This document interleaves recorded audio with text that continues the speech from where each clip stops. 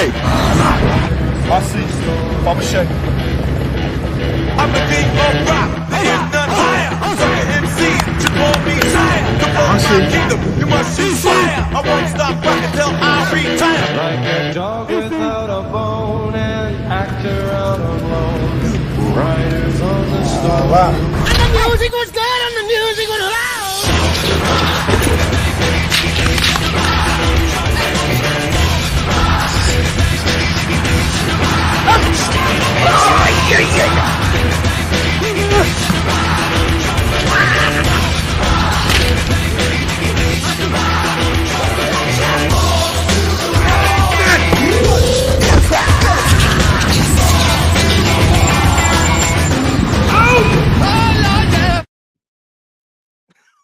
Goddamn, we made it.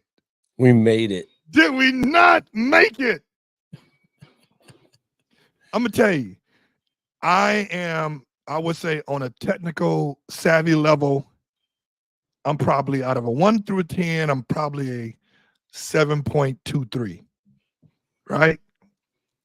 And I'm relentless with it. I download this, undo this, and I give up. Yeah, I think we both are plug and play guys, man. No, I do plug and play. Right? Yeah. But yesterday we were supposed to, was it yesterday, right? Yeah, yesterday. We were supposed to go live. We were supposed to talk about something very important to both of us and a lot of you guys. And we just couldn't get the technicalities. Like, Mark, would he hear me? Can't see me. He can see me, can't hear me. All of his senses wasn't working at the same time. Yeah. And I woke up this morning, I said, this ain't right. Something's wrong. Let's try again. Yeah. And we decided to revisit this. So I'm texting, first of all, this is one of the rare occasions where Mark actually texts me back in a reasonable amount of time. Usually it's a day later or 3 or 4 hours later, right? But I think it was on your mind why it could not be ready to use at any given time, right? Yep. So we figured it out. Actually, I like the background he's in better. He's got 2 studios in his house. I got one that I share with the missus.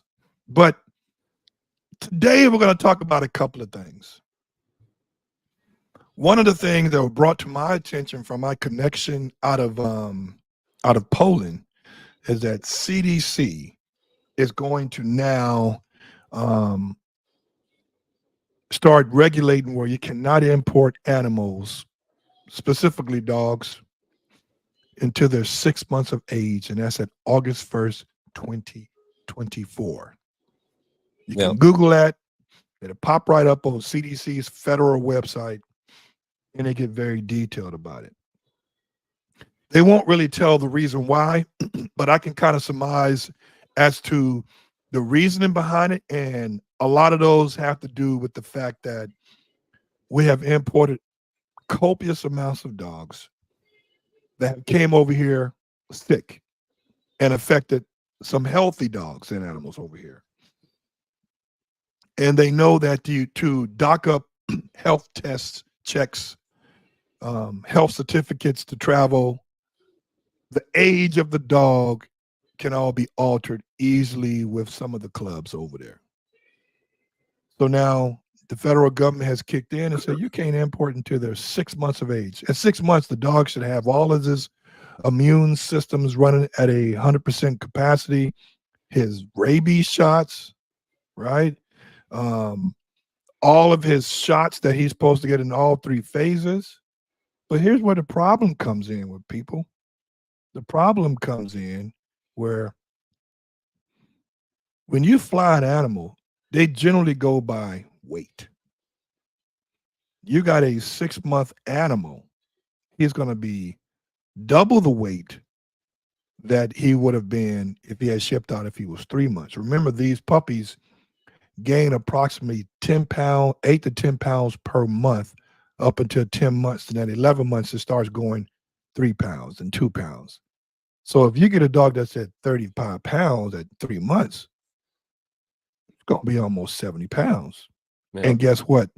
the crate size has to almost double because you're not allowed to ship an animal if their head touches the ceiling standing up That's inside correct. the crate.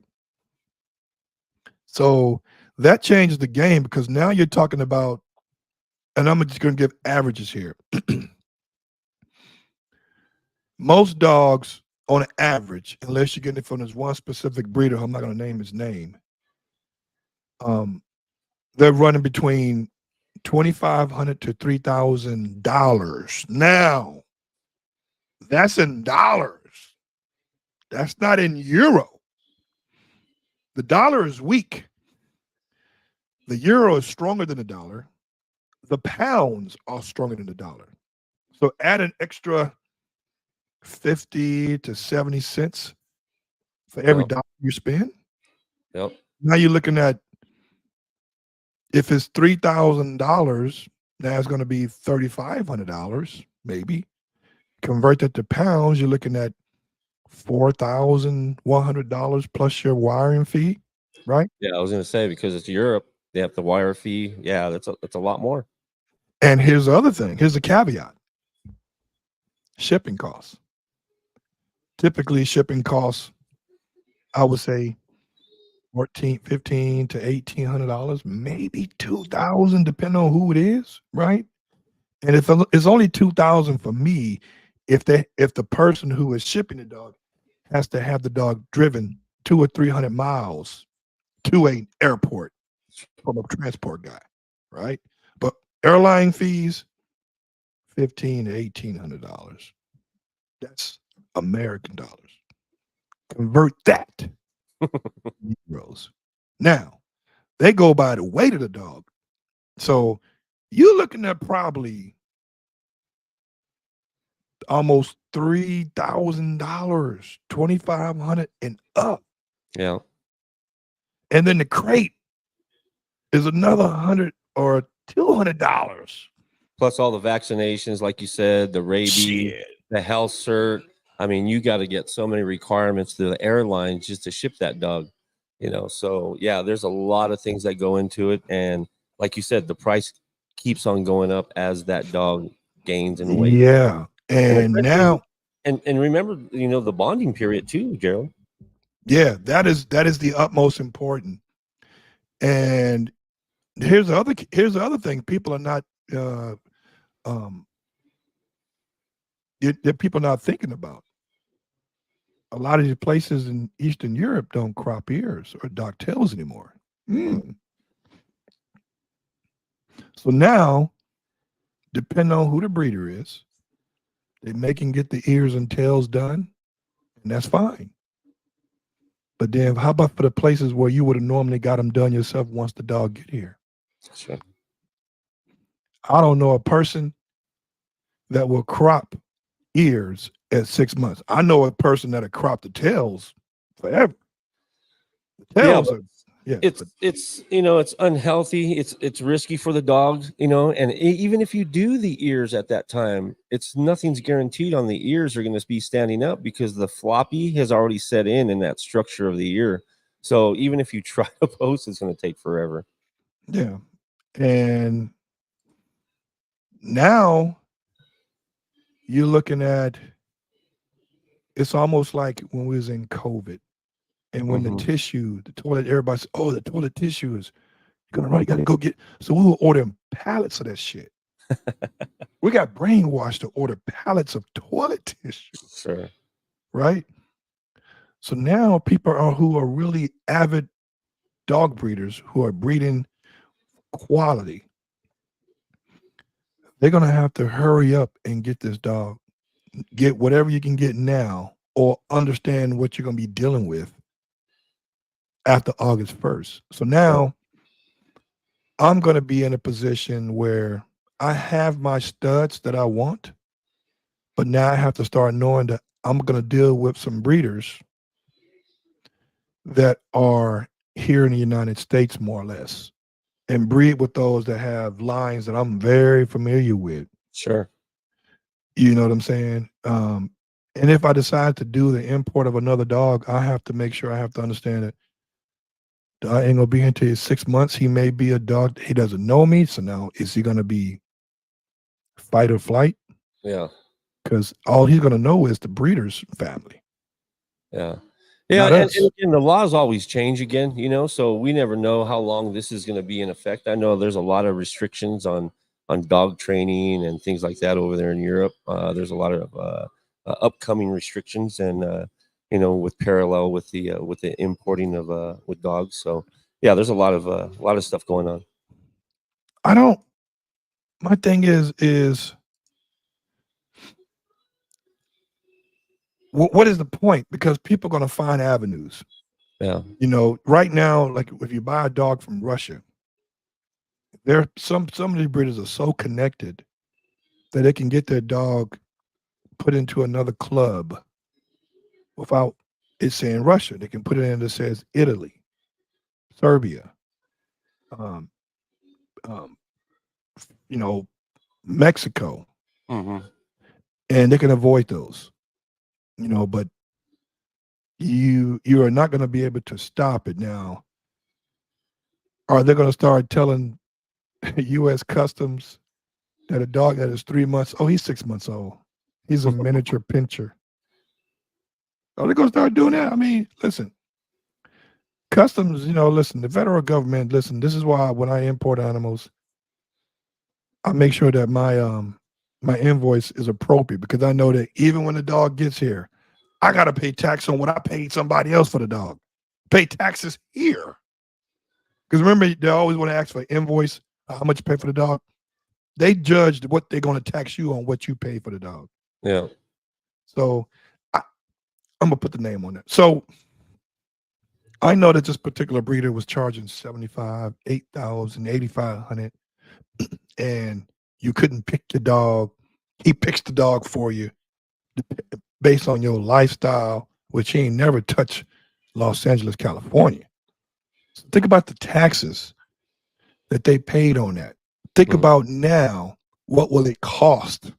If he's charging $8,000, I'm gonna benefit of dog. If he charges $7,500 now for a 2.5, 3-month-old puppy, guess how much he's gonna be charging for a pup that's 6 months old? Yeah. Yeah, for sure.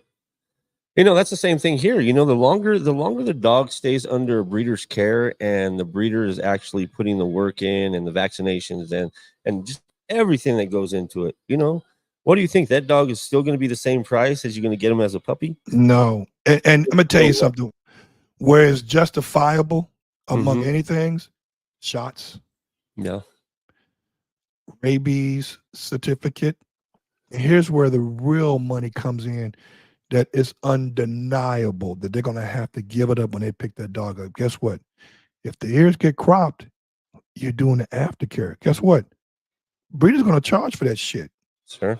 Charging for the taping, charging for the medicine, charging for the retaping, the stitches taken out. I mean, and I hear the rumbles with the breeders, including you guys. You know, if they don't want to pay what your guys are asking to pay, which includes cropping or not cropping, okay, get them done. Get them cropped yourself. Sure. And then they realize the headache in trying to find somebody. Take your ass to Butchco and you better get there at 5 in the morning. That's right. Right? That is traumatic. It's a whole day affair. And it's the Butchco brothers do a hell of a job doing ear croppings. The dad was the number one dude. Rest his heart and soul. But they only accept cash when it comes to ear cropping. Sure. You know, and still again, you know, before I knew about Butchco, I used to go to La Bounty. La Bounty in the Valley was the man. the man, dog. Dr. Labani, everybody know who's been doing Dobies for 20 years ago, 10 years ago. Labani was the man. Yeah. But you still need an appointment. Sure.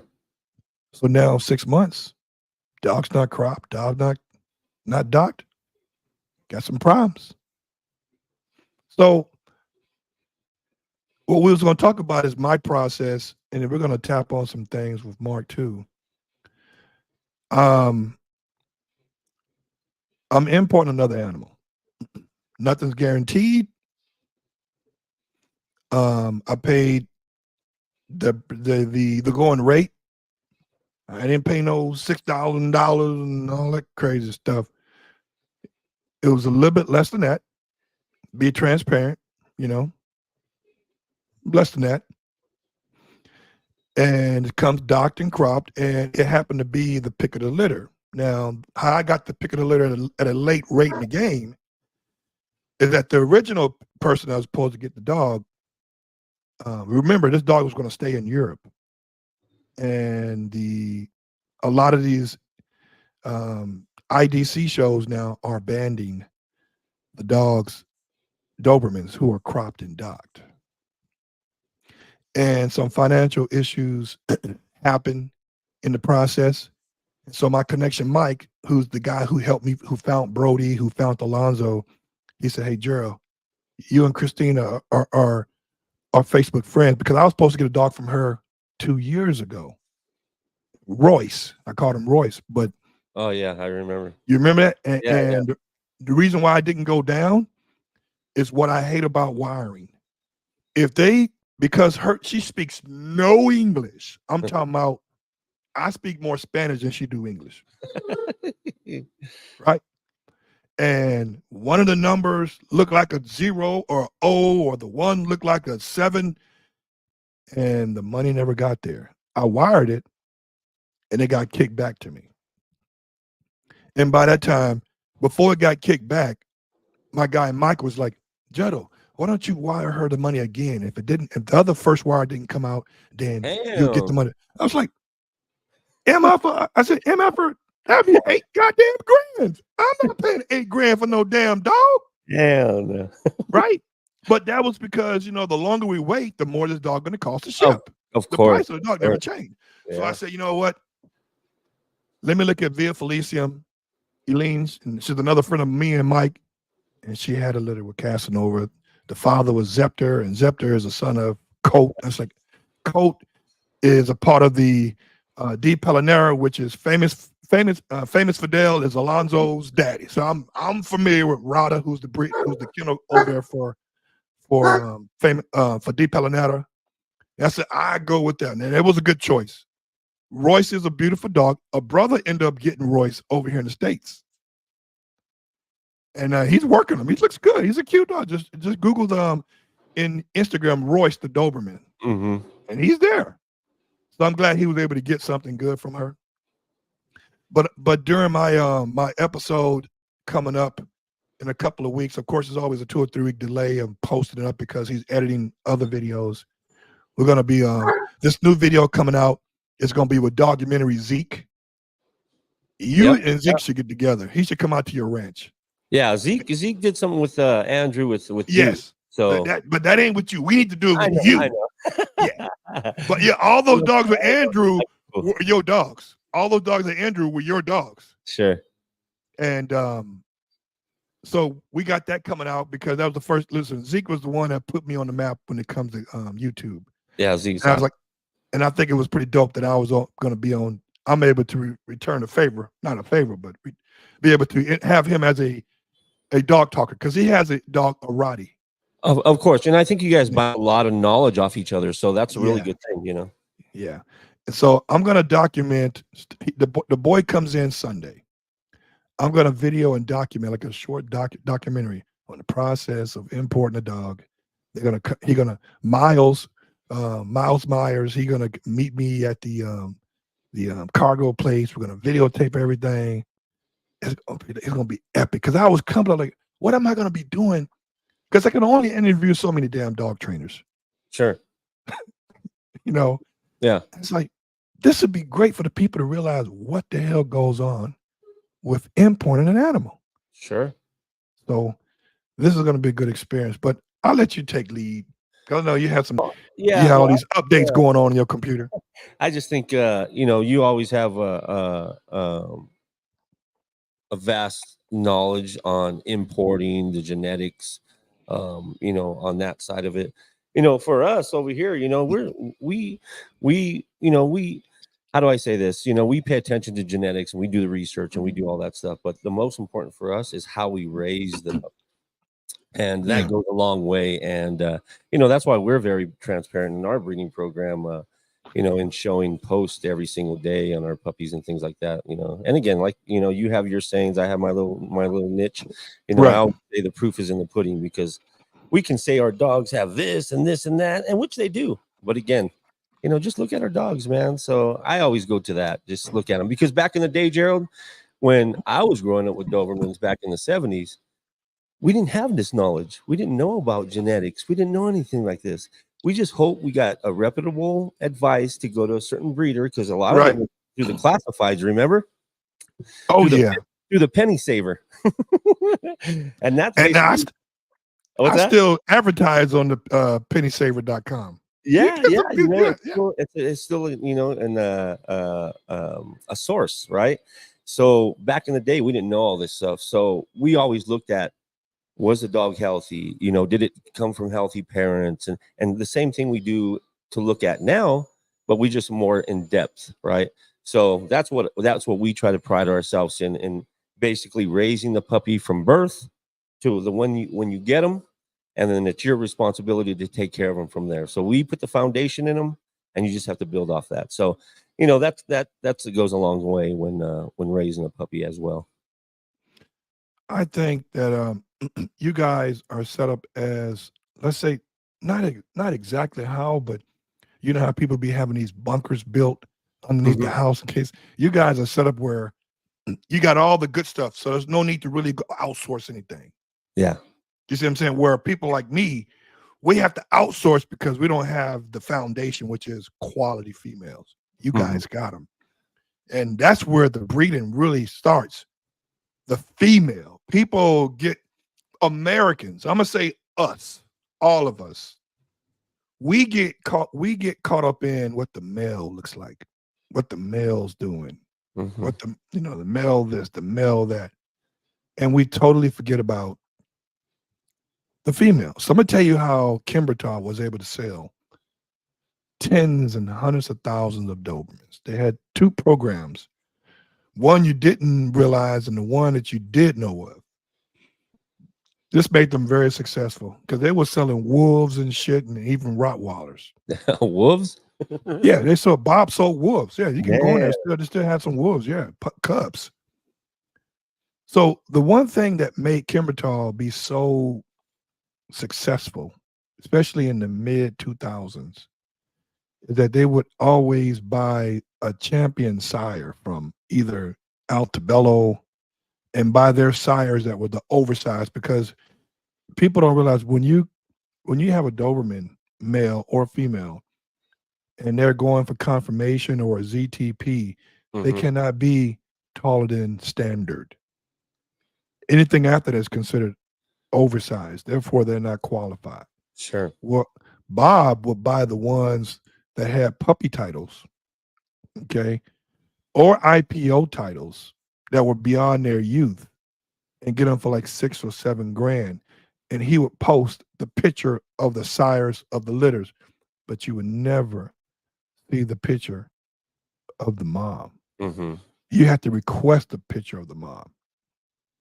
So he had, if you go on Kimbertal Dobermans now, he'll have an array of Dobermans, like 3,000, and then 3,500 quarterly breeding, quarterly litter, supreme. He had different names for them. And he would sell them based off of the picture of the sire. Now, what made him different, he has a puppy guarantee. He has a puppy guarantee contract. So let's say you buy a dog, and after 6 months, say a year. After 6 months, 8 months, you don't like the dog. He would take the dog back, and you can get another puppy. You can keep returning them over and over. You won't get a refund. Yeah. But you can return the dog, and then they would take that dog that they return, sell that dog. So they make money twice on that dog. So they have a lifetime puppy guarantee. So they would sell the puppy, and then if they do get the puppy back, they would sell the adult dog for probably a more higher price. Would they put in training? Would they put in training or obedience in the dog? Oh, no. Not they just rehome the dog. Yes. Absolutely. And then the owner would get a replacement puppy, Yes. and hopefully Yes. that puppy would be the right puppy for them. Yeah. And it keep going on and on and on. Revolving door. Yeah. But that's crazy, you know, because it's very hard to displace a Doberman in homes, man. That's crazy. You know, they're Yeah. so codependent on their owners. It's hard. That's why, you know, police don't use them as much anymore. If you go on it, if you go on their page, I'm gonna put this in the thing. If you go on their page, it says clearly, says lifetime satisfaction guarantee. Yeah. 1 year congenital and hereditary guarantees. So they guarantee 1 year. Yeah, that's what we do. Health, but then they give a lifetime for the dog. So Yeah. I'm gonna put that website in the link so you guys can research this. And this is what makes ad banner. This is what makes breeders who are breeding for quality versus quantity. Yeah, I'm I not think gonna for the bash. Walmart, the Dobermans. Yeah, I'm not gonna bash Kimbertal because they you know, when I researched Dobermans 15 years ago, they were the ones to figure out what's going on. What are the Dobermans? What I'm looking for? What I'm Sure. liking, right? And they almost got me, man. This is where it's the only place that I knew that could take dogs with a credit card payment. That was so dope. But I didn't bite the cookie. Yeah. I didn't bite the cookie. So when I say you guys are like a bunker, you have all of the quality females that you know, that you kept, that you know that this is the one to build a foundation on. Sure. Now when it comes to studs, oh, come on, you ain't got to work. You can get one from me. Oh yeah, of course. You know that, but all the real good breeders, even where whoever Arthur von Murkison, oh God, what is it, Desmi Del Nemesis, the guy, the one you got the red Artemis from? Yeah, what's the breeder name? Oh, Dijon Dragistic. Right, Serbia. Dijon. Yeah, like even he'll tell you, all the great breeders over there, they don't own any studs. Yeah. They just got females. Mm-hmm. Because there's a lot of real good studs out there in their part of the world. Yeah, yeah. Over here, we don't have a lot of good known Yeah. studs. Yeah. There's some good studs out there. Well, like we used to with Brody and Alonzo, you know, they were Yes. known. They were big known, you know, that They were known. Yeah, But let's say after them, there are not very many Dobermans that are very known. Right. And that's the issue, that people who get these nice males, it's almost like somebody who inherited a 69 Charger. Like, oh, that's my grandfather's car. I don't care about that. Dude, you know you're sitting on $100,000 fucking car, just a chat, you know. So that is the thing now. It's like, other thing I see was changing now. I talked to Leo. You know, Leo, I call him Leo Del Nazi. Yeah, yeah. My co-host. Yep. He got a new male in now. He had a red male. That was 12, 13 months now. And he said he just not working out. So now I think Leo is seeing a little bit of what I look for when it comes to a male. You know, for me, a male has to have a lot of intangibles for me to keep him in the camp. Sure. And I had to get rid of Santana. I was very, you know, it's disappointing, but at the same time, I have to be true to myself. Sure. And well, you pride yourself in that stud service, bro. So you have to have that ultimate service, which is the quality. That's right. So for me, I had to make sure that at 14, 15 months, he's still coming off the bite. He ain't developing physically. I mean, Cisco is bigger than him now. Yeah. He's, you know, and I was always told with this particular pup, Santana, because I got him from Betelgeuse, because Chico was the father that, you know, Progina is the mother. Progina is the also the mother of Diesel, which is Leo's dog, which that dog is fucking huge. Yeah. I mean, like wider than a Great Dane, but the size of a female Great Dane, the height, which is really he can't work. He's too big to work. And he always told me that Virginia kicks out large dogs. So in the beginning, you never know. They just start developing. And for me, the number one indicators I can tell when a dog's gonna have a standard size or under the standard size, is that at 5 and 6 months, if he's got his feet up under him where he's shifty, not tripping over his feet, he's real coordinated with it. He turns on a dime. Those are signs like he's not gonna be too big. Yeah. I need Euro standard. Alonzo was Euro standard, but for some reason, dude, all his males came out bigger than him. Yeah, sure. I'm good. I'm good with that. Yeah. Right. But yeah, man. We got a comment. Oh, we got one comment. Yo, socialized K9 in What's the up, building. Shane? Yeah, sick of the Shane's. Oh, he's Sugar on the Shane. yeah. I'm working with Kevin over there. How's the family over there? Yeah, Shane, you should put up some questions over here. Shane is a good trainer. Yep. Good decoy. So you'll be seeing a lot of him pretty soon. He's in the Adobe family now. Yeah. He's on. He went to the dark side. You know what I'm saying? So, So that's basically what we did, Gerald. We had Deuce from Brody, right? Which his grandfather was Alonzo, and we knew that we had a great bloodline there, especially with Nemesis being the daughter of Alonzo. Yeah. So when we decided to breed with you and we set up with Brody and Nemesis, we put out very good puppies, which came out with Mahler, Deuce, right, and a few nice females. Mahler was the bomb.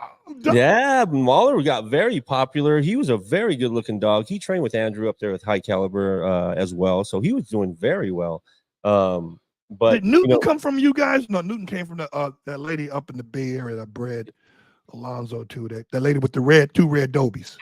Oh yeah. We seen her at training as well. Yeah, we seen her. But that's what we decided to do.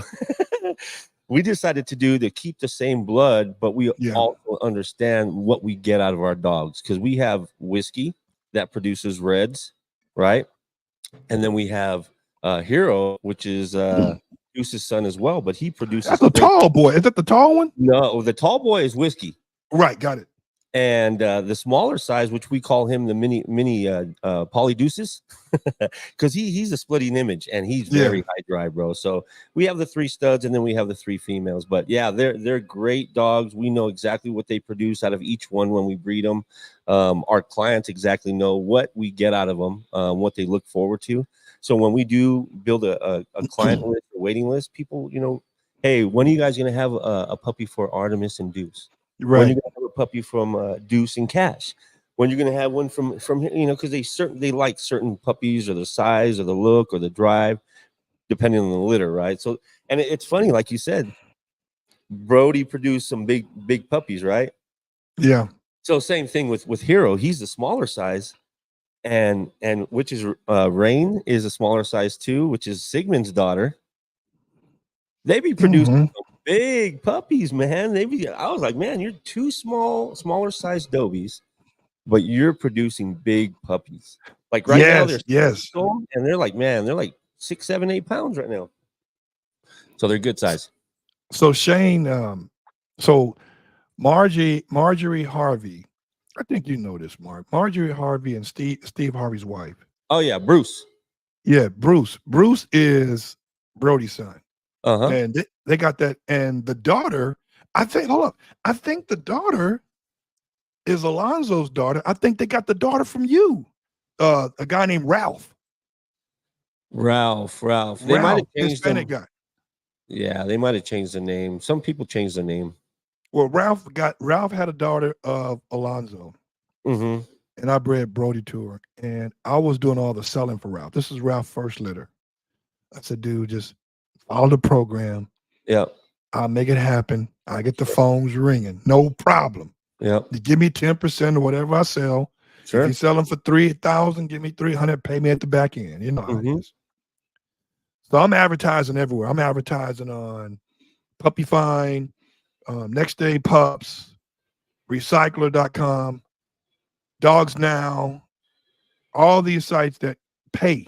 You have to pay. And Ralph was saying, yeah, man, this guy called and said he was looking for a pup and they want to come out and take a look at they're 6 weeks old. You want to, I said, yeah. I said, I don't like giving folks address unless, you really put a name on them or something. You know what I'm saying? Sure. He said, yeah, they came over and they said, if they like the dog, they're going to buy it right now. I said, okay, try it. He said, well, man, when they came over, man, first of all, celebrities don't call themselves. They have other people calling for you. They're agents. Yeah. And so he said, when they put up, man, it was like 2 big SUVs, 2 black SUVs. And the one guy came out and said, oh, the puppies are here. And Ralph said, yeah, they're here. Here they are. He said, okay, I'll be right back. So he goes to the other car. And that's when Marjorie gets out the car and she comes in. It's just, ooh, that one. And that's how she got him. Yeah. And who ended up training that dog was Oscar Mora. That's right. Yeah. And Oscar got connected with her. I don't know how, but Oscar had started doing a lot of celebs dogs, with Michael, what's that? Epps. What's that? Oh, Mike Epps. Mike Epps. But who really turned him on, who I think, I'm not for certain, it's this boxer that has the Goose Golden Glove or something up in the valley. And he trains a lot of high profile boxers. And that's how I started. And then Oscar brought to my attention, he said, John, I think I'm training one of your dogs. I said, huh? I said, yeah. That's a celeb has one of your dogs. I said, no. Because I kept seeing the video of him training this Dobie. I'm like, well, I'm the only guy really pumping out puppies like this. You know what I'm saying? Yeah. And he said, yeah, the pup was born on this date. So I go back and look at because I write down everybody I breed to. And the puppies are usually born within 62, 63 days, 61 days. I said, damn, this is Ralph's. This is the one we sold. And yeah, man. And Cali Muscle, Kevin Hart called. Cali Muscle had a dog, Kevin Hart. A few other people that's high profile, Flex Wheeler. Sure. Has called me. And it's like I'm honored that they see and I'm doing my craft. Even the guy from the car guy, he's like 6'9". He said the car guy. He used to run with Mr. Organic a lot. 6'9". He even came out here to the house, and I knew it was him because he wanted to see Casanova because he came out in his loud ass Lamborghinis are loud, man. I said, I heard him from down the street. I said, yeah, that's him. So he came over. They ended up buying a Caney Corso. That dog died. But yeah, man, it's bananas, man. When you put out good product, sure, then it speaks for itself. And I think when I was going with the Leo, he said, yeah, man, this boy I got, he works, man. He works. I said, how old is he? About 8, 9 months. I said, he wants to work. I said, yeah, now knowing, it's nice to have a nice, big, pretty dog, but is that motherfucker gonna run when somebody come at you crazy? Sure. Is it gonna bark when somebody come to the door? Listen, we all sell pets, but we sell pets with a purpose. Oh yeah, for sure. I trained with one of your girls, Shay, what are her name? Shay? Shannon. Out there at Cali K9. Yeah, with Harley. She's on fire, bro. Yeah. And that's what's funny, bro, because I get a lot of these comments from a lot of these trainers from East Coast, back here that's trained our dogs or evaluated. And I always hear great things, and people tell me, post that shit, man, post that stuff. You gotta, and I said, man, because sometimes I don't like to get into other people's privacy sometimes by posting their personal stuff that they tell me. But man, we've been getting a lot of good feedback from our females, our males doing, Sin, that female, that red female in New York. Yep. She's doing a lot of bite work with I forget the trainer's name. I think it's McLife or something like that. My Life. But yeah, really good dogs. Brandon out there with Achilles. So yeah, really good dogs, really good bloodline. They have a lot of great potential to get elevated and to reach that potential if you get with and do that stuff. But again, it's beautiful when you are tapping into a dog, whatever breed it is, Mm-hmm. and you're fulfilling his full potential. Yeah. You know what his potential is. Like I go back to Alonzo, first real Dobie I had, right? That really was worth a shit. And Wolfgang at Wolfgang K9 training was helping me get ready for a BH. This is when I had time Yeah. to do these late hour training and shit. And Wolfgang and I were working on the BH, so we had the BH down. But I didn't realize that there's a written test involved too. See, people don't realize when you going for it was called IPO then. Now it's called IGP. There's a written test that you have to take, and you have to know the rules. So I had to learn the tests and the questions 2 days before training. And I remember we were getting Alonzo ready for what's called Shitson A, Shitson 1A. That means everything but tracking. And he said, because Andrew was working for Wolfgang at one time. That's before he branched off to his own. And he said, man, this dog takes a lot of pressure. Wolfgang had one of those old e-collars, man, with the antenna about this long, man. And I was like, what is this? He said, man, the dog, he takes pressure real good. Yeah. He used to training dogs that like just want to do some basic obedience, lift your paw, go to sit, go to down. And boy, Alonzo was learning how to do that dumbbell work, jumping over the A-frame, jumping over the hurdle, going to a hill position when it come to you, bringing it back in his mouth, not chewing on the dumbbell real tight. Yeah. He had that down packed in 2 weeks. That's pressure. And he took it. All I can remember is that when we was doing the routine, Wolfgang kept saying in German, Brinks, Brinks, Brinks. Because Alonzo was looking for that dumbbell when he jumped over that A-frame. Because when you throw it over, it may go to the left, go to the right when it hit the ground. Brinks, Brinks, Brinks. He found that shit, came back, boom, right in front of me. That's it. From that point, you know what a dog can and can't take. Sure. You know what I'm saying? So we got a question here. John Williams. You see that, Mark? Yeah. I don't have my glass. I'm trying to look cute. Yeah, What John. is that question? Do you know of any good Doberman trainers in the St. Louis area? Do you? St. Louis. No, not in that area. I know some good trainers in Georgia, New York area, Florida, and then most of the trainers out here. But sorry, John. That knows every good goddamn trainer in every state. So if you go to my Instagram page, you will see I'm always tagging this guy named Al, because Al won the national IPO title in '99. Therefore, he had to compete against all the guys in all the regions. They created a bond. So yeah, he knows about Wallace Payne in Georgia, Matt out there at K9, Matt in Jersey, all these good cats. So yeah, hit up Al, message him on Instagram, and he will tell you who he recommends for that. And so you'll be good to go. So let me tell you what his information is. Yeah, I wish I had Deuce with Al for a little longer, but Deuce was young. He wasn't crate trained. You know, he was our first male. Al works out of his house, so Deuce was barking and whining, and Al said, hey, man, I got to return this dog to you. Yeah. Hold on, Al had one of your dogs? Yes. Al had Deuce when he was about 6 months old. Oh, man. Well, see, Al doesn't realize that Dobie's whine.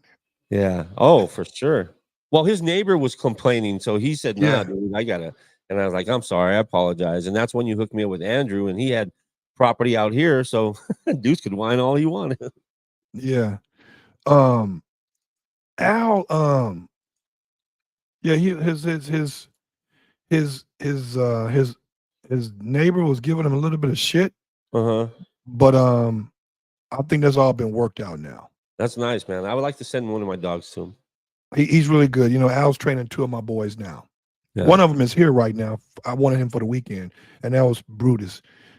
Speaking of Brutus. Oh yeah. So you have a a Frenchie, right? You have other breeds. I have 2 Frenchies and I have a mixed bully. Got it. So I mean, I love Dobie. Don't get it wrong, but I love all dogs for the most Sure, part, sure. right? Yeah. So if I had the room, I get a Dogo Argento, the Kango, all this shit, you know. All right. You know. I want a So monkey, man. That's my next breed. oh, what? A chimpanzee. You know what? Get with Leo. He can get you a all white tiger. Florida, Texas. Yeah. Leo can get you all white tigers. He can get you That's lion cubs.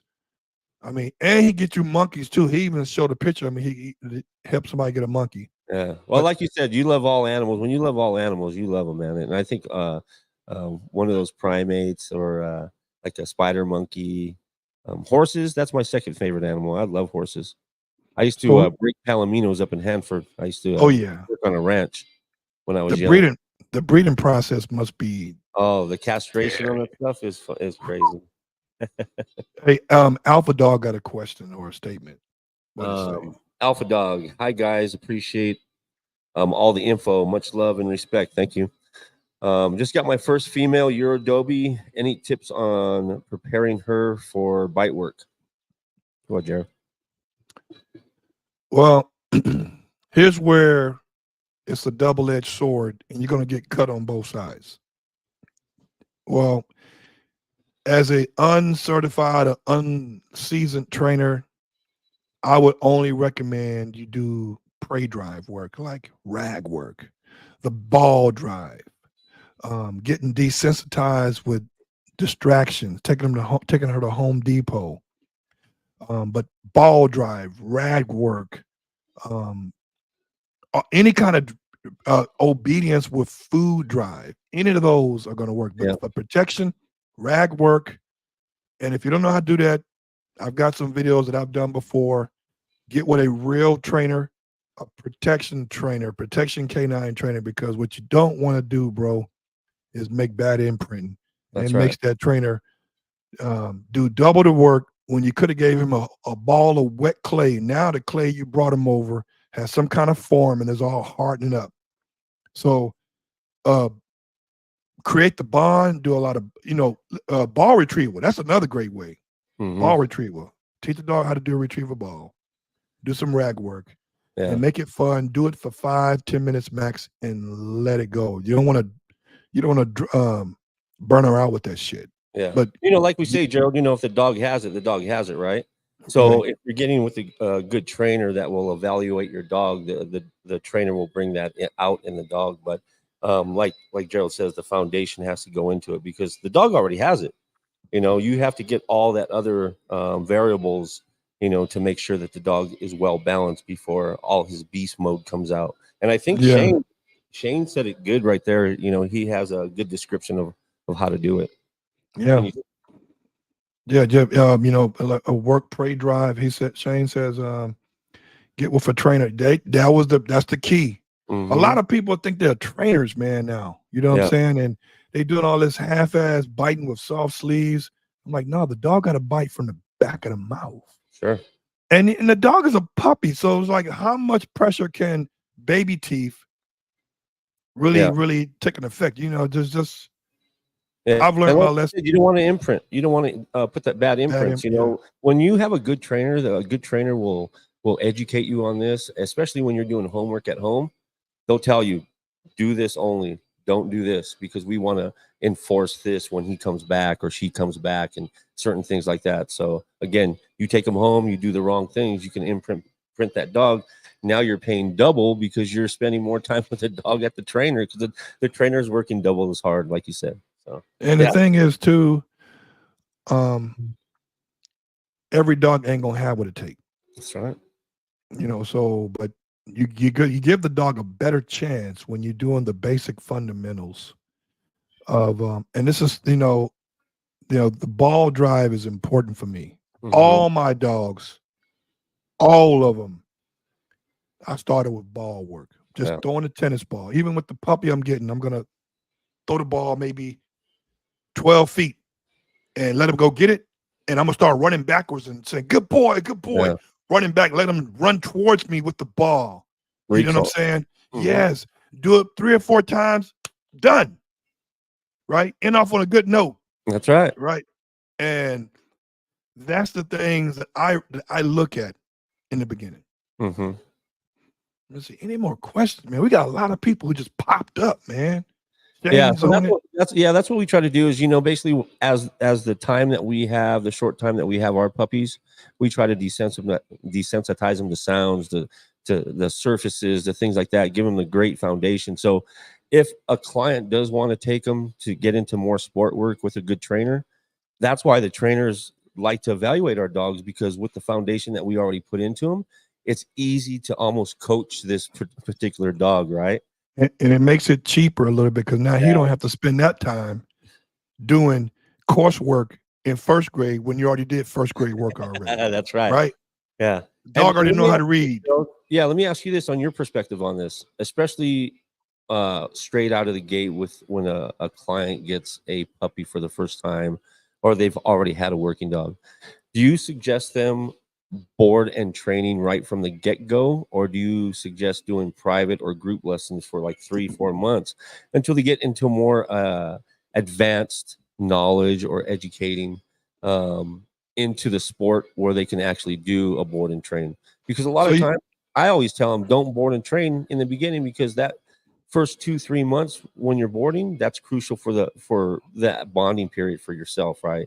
So you want to bond with your puppy, so try to do group or private lessons at first. So that's I'm a piggyback on that. I'm a firm believer that before I send my dog off to Al or Adrian Santano or any trainer, or even Sykes, or in this case, it may be Shane one day, right? Sure. At social decoy, that I create an unbreakable bond, that my family has an unbreakable bond, and that my relationship with my dogs are personal.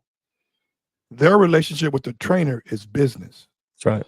So Al said it best, and I'm glad he recognized that, is that he said, I do a really good job in creating a bond. So I bring them to my job, put them in the crate. They don't give a fuck where they go, as long as they're near me, right? They don't care if you're in the bathroom. They just want to be near you. Sure. And so I create that bond with them, and I spend time outside the backyard with them. So for those people who are getting dogs or getting puppies at 3 and 4 months of age, then send them off the board and train, well, now that puppy is bonding with that trainer now. You don't know that dog. So anybody, I know, listen, I'm not going to put no names on. I know this for a fact. I know a trainer, very good friend of mine. I consider him a friend. He has 2 or 3 dogs that he is training, that he's imported. This man has the owner has no bond with these dogs. When I mean no bond, I mean he ain't seen these dogs in person 7, 8, 9, 10 months. I mean, which is a little bit different than what he usually do. It's his business. If he's trying to tap into the stud service providing world, go for it. Because the shit ain't easy. Sure. But he has no bond. The trainer has raised these dogs. And for me, all these dogs are liabilities and they're a luxury, not a requirement.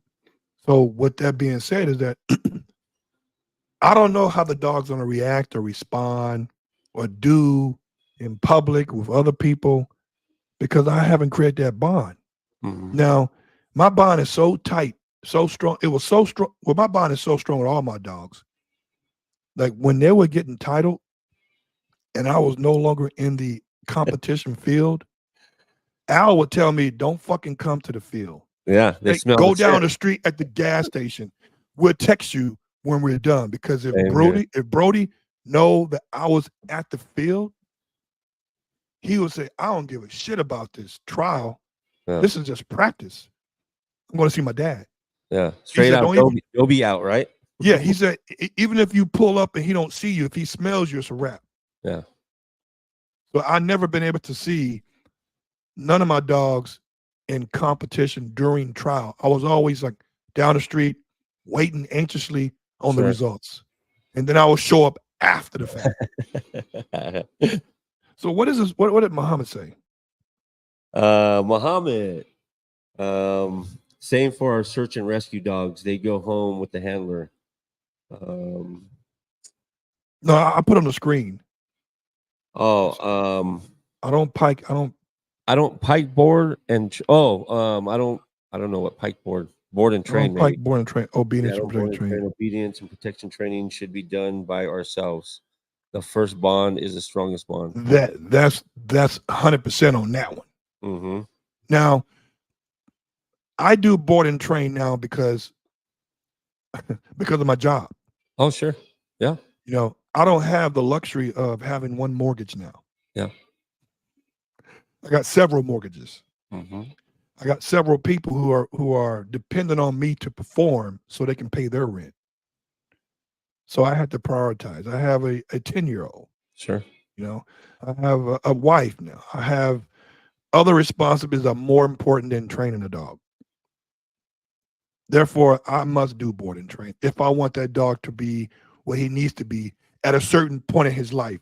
I don't want to do, because if I do the training, we're training twice a week, and what it would have took 14, 15 months going to take 2.5, 3 years, because when Al trains a dog, he trains them every day. Yeah. So it's different. Yeah. So let me see what else this one. It says, same for our search and rescue. They go home with the handler. Yeah. Yeah. Well, yeah, that's right, man. You know, board and train is not cheap. You know, and so you have to have an agenda. You have an agenda. You have goals for your dogs. You know, you can't be sitting on these dogs for 2-3 years and try to get back into the sport and stuff like that. You know, that's why sometimes, you know, as being a breeder, it consumes some of your life where you want to actually handle your own dogs, but you can't because you're over here prioritizing the puppies, right?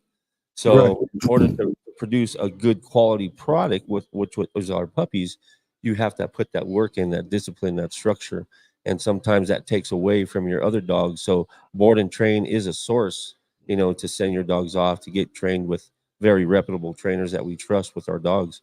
So, you know, but yeah, it's hard work, man. You know, breeding is not for everyone. Yeah. Well, man, listen, we've been on here long enough. An hour. Yeah, we need to do this more often, dude. We need to do this more often. As a matter of fact, I'm going to invite one of the up and coming and young trainers, Social Decoy. Yeah. Also, government name is Shane. I'm going to invite him to come to the show and talk. But Shane, when you come to the show now, make sure you get a headset, not a headset, but make sure when you talk with a Bluetooth, so we can hear you more. And you can be on your phone.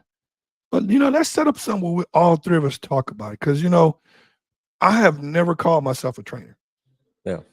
And I refuse to do so because I'm not. Sure. I'm part of a few clubs. I know how to train my dog. Sure. I know the steps, but I am not a trainer. Yeah. We should put a trainer on. Let him give us his takes on what he looks for to see if a dog is a good fit for a personal protection or sport work. We're going to set that up. Don't know when, but it's going to be in the next 7-10 days, but we're going to set it up. And we're going to make sure that Mark's mic is set up. How about that? Testing. 1, 2, 3. So people, with that being said, thanks for coming to the show at such a late notice that we didn't put out, which is the day old, and just chiming in. That means that you are interested in what we're going to talk about. You can always get with Mark at Nemesis Kennel or hit me up. And the next time, I'll smell you later. All right, take